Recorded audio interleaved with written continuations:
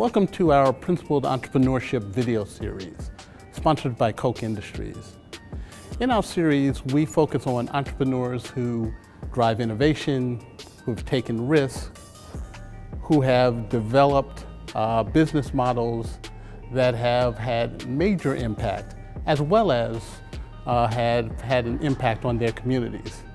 Today, we have Ryan Wilson, co-founder and CEO of The Gathering Spot, and where he's going to share his entrepreneurial journey with us today.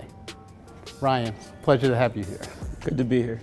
How did you develop the concept for The Gathering Spot and share with us its evolution? So The Gathering Spot, we started this business when I was in law school, right? And my parents are entrepreneurs. I never thought that I would actually pursue entrepreneurship at all. I went to Georgetown for undergrad and then immediately into the law center in DC. What I started to find is that I didn't have access to workspace. I would go to coffee shops and restaurants and I would get the tap on my shoulder a lot of times of, hey, it's time to go. And so I started talking about that problem with one of my college roommates. We had a lot going on socially at the same time, and it was really difficult for us to find social spaces to gather. And a million conversations later, we settled on creating what the club is today, which is a private, invitation-only club. Why not just a co-working space? Why did you decide to be intentional in terms of making it a private membership club? So co-working is important to us, but we decided to add two additional pieces to the business, the restaurant and bar and the event space, understanding that those are other places where people like to gather and where business is done. So you'll find members of the club absolutely working in the workspace, but they also work over food and they meet each other during the events that we host. To have a community that is really able to get to know one another, you've got to provide different ways for them to be able to interact. You had this vision, you and your partner, TK Peterson, decided to go into this venture, and you said, so let's raise $1 million for this new private membership club. Share with us the journey of gaining the financing and the challenges of funding this venture. So raising capital is a very, very tough process. And I think one of the first lessons that we learned is that there is a difference between an idea and a business model. We pitched 97 times before our first investment, and it was really a process of building a network through no. I joke all the time that even after a person would tell us no, a lot of times our next question would be perfect, and so can you tell us someone that maybe would want to say yes? You have co-working spaces, soundproof rooms where we saw podcasting going on. You have auditorium for events. You have the restaurant.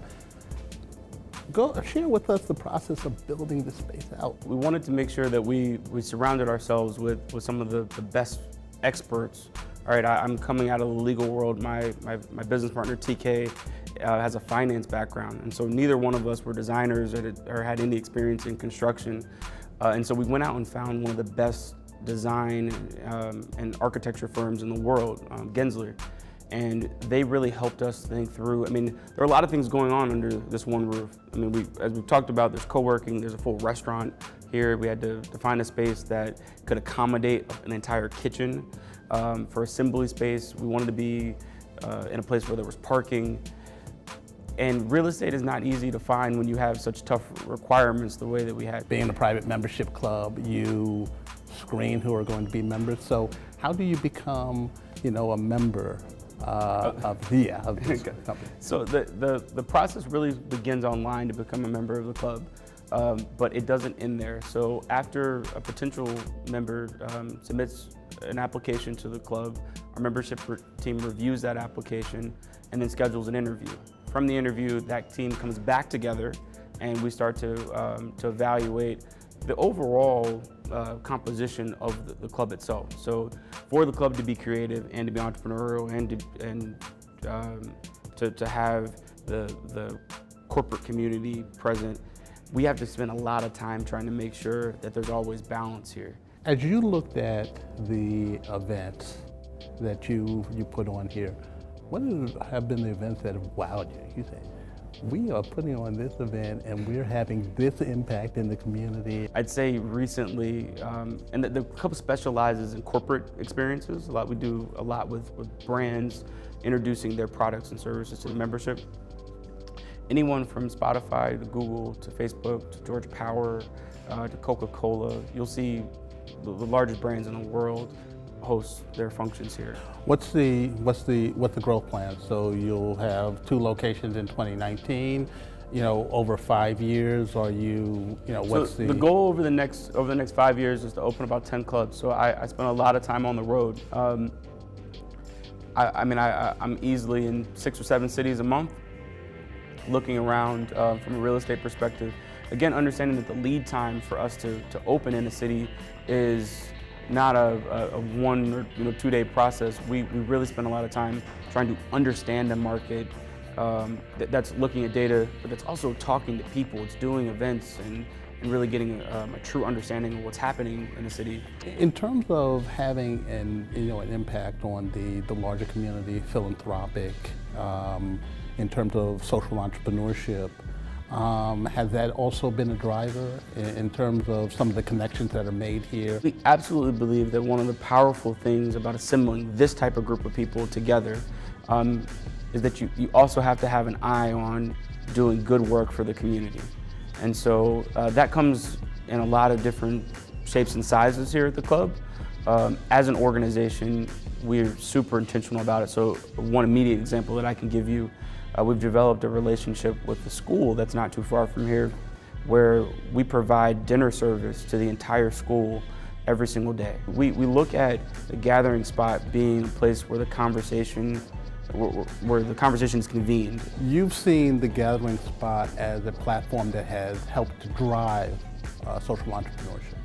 We have, right? So the purpose of what we're trying to do here is really about making sure that people have a space, physical space, where they can come in and know that the conversation is always going to be held here. It doesn't really matter what the social issue is.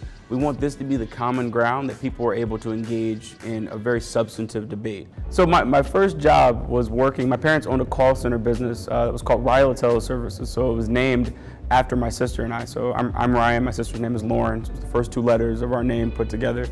And I watched my parents grow from the first 2 people that were in our basement to when they sold the company, probably about 5,000 employees at the time across the country.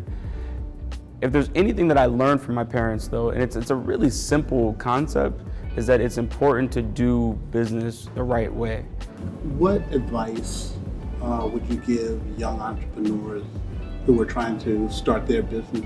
There's nobody more capable than you to start the business. It really just takes being diligent about taking a step every single day that you're trying to pursue whatever it is. I'm a very, very transparent leader.